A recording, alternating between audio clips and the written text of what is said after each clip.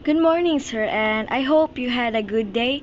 And I am Angeline V. Manibog. So we are the last but not definitely the least reporter.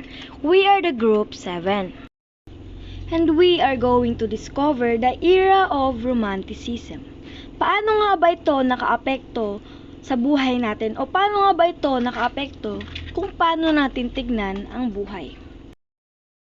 And we will going to discuss about the definition of romanticism, the origin, the visual arts, the five eyes, characteristics of romanticism, and its interesting facts. So we will going to discuss first kung ano nga ba talaga ang romanticismo. At ito ay papaliwanag sa atin ni Mr. Barbo. The definition of romanticism is a state of being romantic or affectionate in a sentimental way, or an 18th century movement in the arts and literature that emphasized nature, imagination, emotion, and individual. Romantiko ang tawag sa paraan ng pagsulat ng mga akdang pampanitikan sa panahon ng romantisismo dahil ang mga sanaysay, tula, maikling kwento na naisulat sa panahong iyon ay may pagkaromantiko ang paksa, tema at estilo. Naniniwala ang mga romantisista sa lipunan na makatao, demokratiko at patuloy sa pag-unlad. Inspirasyon ang tanging kasangkapan ng mga romantisista para mabatid ang nakakubling katotohanan, kabutihan at kagandahan. Pinaniniwalaan din nilang inspirasyon at imahinasyon ang tanging bumubuo sa pagiging totoo at maganda ng isang akda. Pumunta naman tayo dito sa origin of romanticism. Naniniwala ako na lahat ng bagay dito sa mundo ay may pinagmulan. Kaya naman alamin natin at suriin kung saan nga ba talaga nagsimula ang romanticismo. Origin of romanticism. Romanticism began to take root as a movement following the French Revolution. The publication of lyrical ballads by William Wordsworth and Samuel Taylor Coleridge in 1792 is considered the beginning of literary romanticism. Romanticism was a movement across all the arts, music, literature, and visual arts. Ang romanticismo ay isa sa pinakamahalagang kaganapan na nangyari sa history. Ito ay dahil nagbigay ito ng malaking impluwensya sa kung paano natin tignan ang literatura, sining, at iba pa. Ang romanticismo ay isa pag-usbong ng bagong idea dahil ito ay may halo ng emosyon at pakiramdam ang isang bagay. Nagsimula nga ito sa Western Europe in mid-18th century sa mga gawa ng artists, poets at mga philosophers. At ito ay kumalat at binago nga nito ang buong mundo. Kasama nila William Wordsworth and Samuel Taylor Coleridge, nandito rin si Jean-Jacques Rousseau, isa siyang Swiss philosopher, kung saan nag-publish siya ng isang libro sa Raising of Children. Noong August 1770 naman, si Thomas Chatterton, isang batang poet na mas pinili na lang na bawian ang sarili niyang buhay dahil hindi binigyang pansin ang gawa niya, na ang nilalaman nito ay tungkol sa beauty and wisdom. Hindi in-acknowledge ng family ni Thomas Chatterton ang hilig niya sa paggawa ng poems. Dahil dito nagkaroon siya ng emotional breakdown which is nag-cause sa kanya para tapusin ang kanyang sariling buhay. Isa siya sa pinaka-importanteng tao at isa na rin sa dahilan ng pag-usbong ng romanticismo. Sa German naman, noong 1774, isang German author na si Goethe ay nag-publish ng romantic love story, The Sorrows of Young Goethe. So the book becomes the most popular novel of the generation. Diniklara naman ito ni Napoleon bilang the greatest work of European literature. At dito nagbago ang pananaw kung paano natin tignan ang buhay. Dahil na rin sa mga gawa ng poets, philosophers, at artists na ginamitan nila ng emosyon ang kanilang mga gawa. Lahat ng philosophers at ang kanilang mga likha ay nagsilbing hudyat ng pagsimula ng romantic era sapagkat nasasaklaw na ito ng imahinasyon, inspirasyon at ng orihinasyon. So visual arts. or art forms that create works that are primarily visual in nature, gaya ng ceramics, drawings, paintings, sculpture, printmaking, design, craft, photography, and architecture. So we have here neoclassical art and romantic art. Neoclassical art. It is an aesthetic attitude based on the art of Greece and Rome in an antiquity which invokes harmony, clarity, restraint, universality, and idealism. Isa sa pinakamagandang halimbawa ng neoclassical art ay ang nakikita natin ngayon sa screen, which is painted by Joseph Marie Vienne noong 1762. Mas nakafocus ang neoclassical movement sa art styles ng ancient Rome and Greece. Romantic art. It was an artistic, literary, musical, and intellectual movement that originated in Europe towards the end of the 18th century. Isa rin sa magandang example ng romantic art ay ang makikita natin sa screen, which is painted by Caspar David Friedrich noong 1818. Kung mapapansin natin, ang neoclassical art invokes harmony, clarity, restraint, universality, and idealism, while romantic emphasizes on imagination and emotion.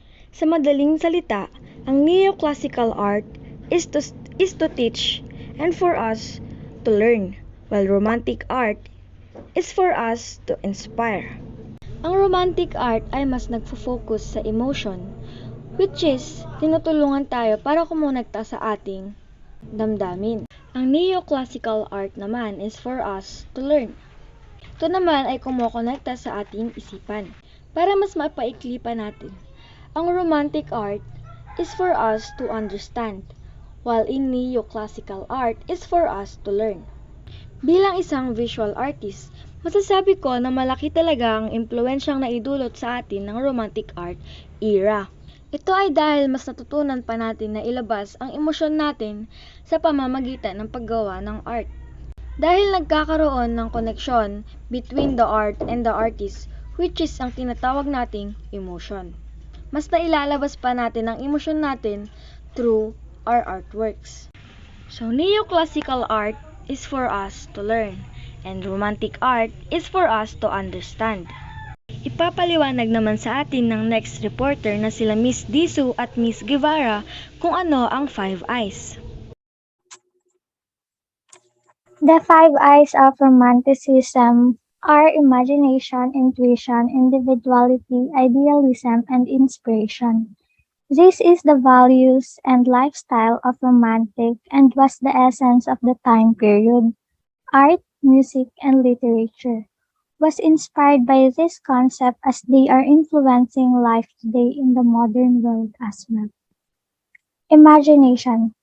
Imagination was emphasized over reason. This was a backlash against the rationalism characterized by neoclassical period or age of reason.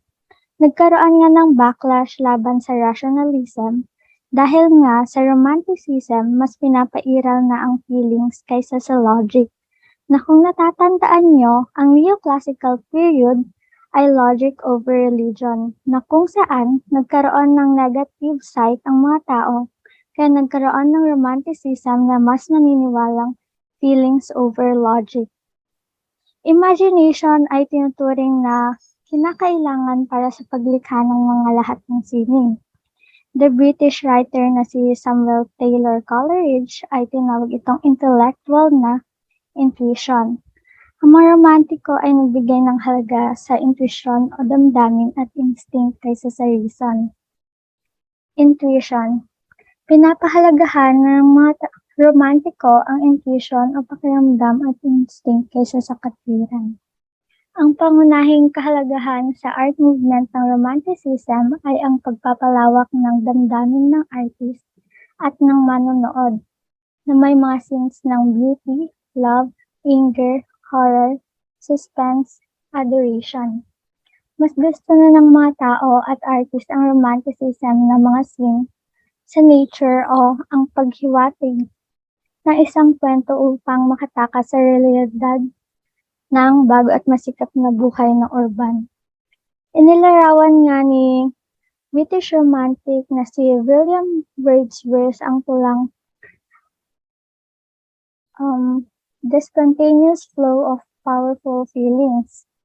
Si William Wordsworth ay isang English romantic na makata kasama si Samuel Taylor Coleridge ay tumulong na ilunsad ang Romantic Age sa English literature sa kanilang pinagsamang publication Lyric Ballad. Next.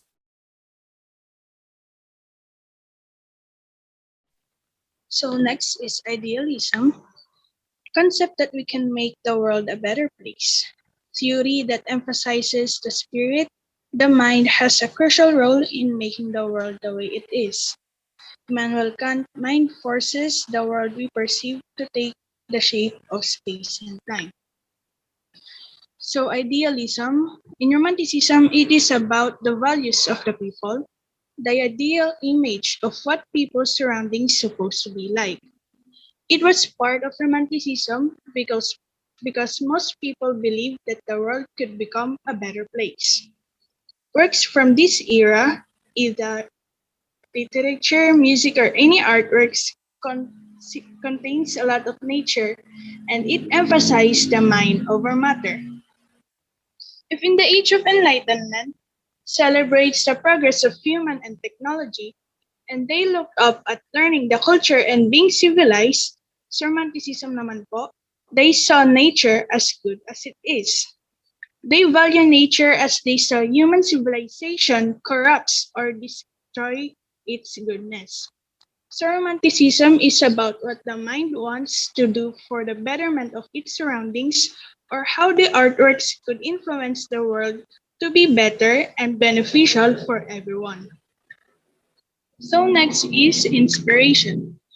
The romantic artist, musician, or writer is an inspired creator rather than technical master. What this means is going with the moment or being spontaneous rather than getting it precise. So inspiration was commonly used for art as artists were able to create an artwork for having an idea from the emotions or feelings that he perceived from where or what he is inspired to. If we compare it to neoclassicism, their artworks are often based on their current situation or on civilization, while Romanticism is about the imagery of the artist's emotions and feelings. In other terms, inspiration is an unexpected occurrence of creativity in literature, music, visual art, as well as the other forms of art. So last but not the least is the individuality. It allows the artist to create works from their imagination. Work is valued for its personal voice and expression.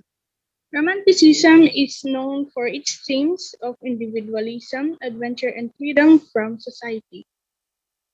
So individualism is being different, separate, and has originality.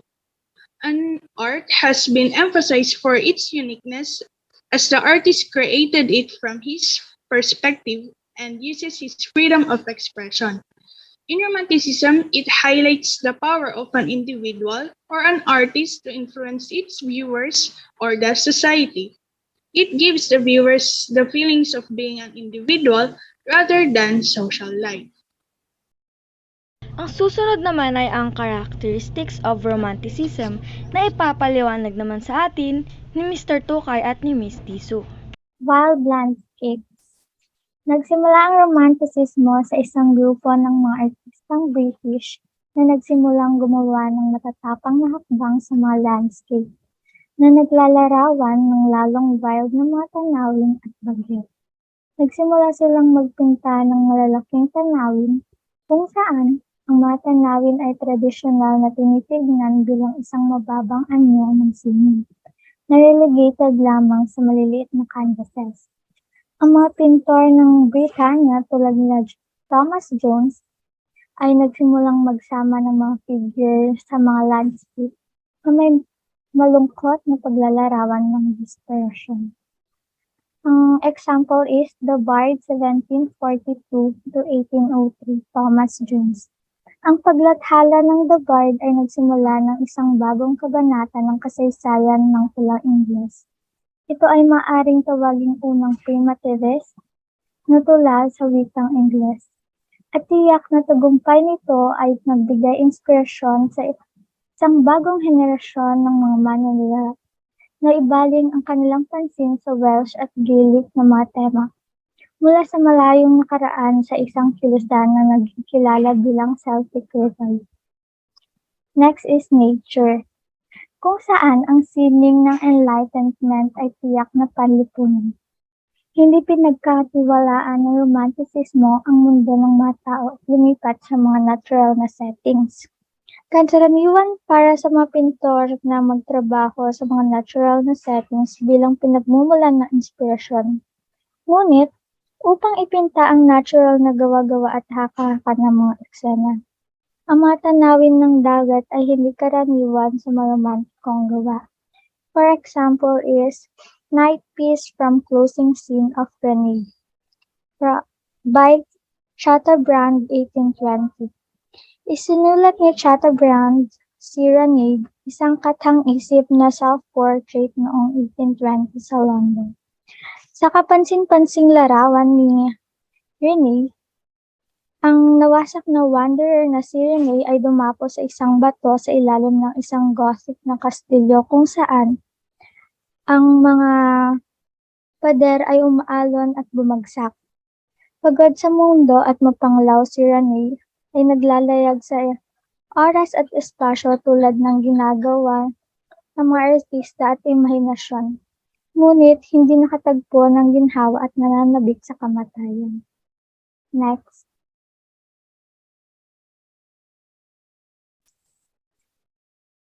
Drama. Gaya ng ipinahihiwatig ng pangalan, ang Romanticism ay sumasaklaw sa romantikong mga tema na lubhang dramatiko.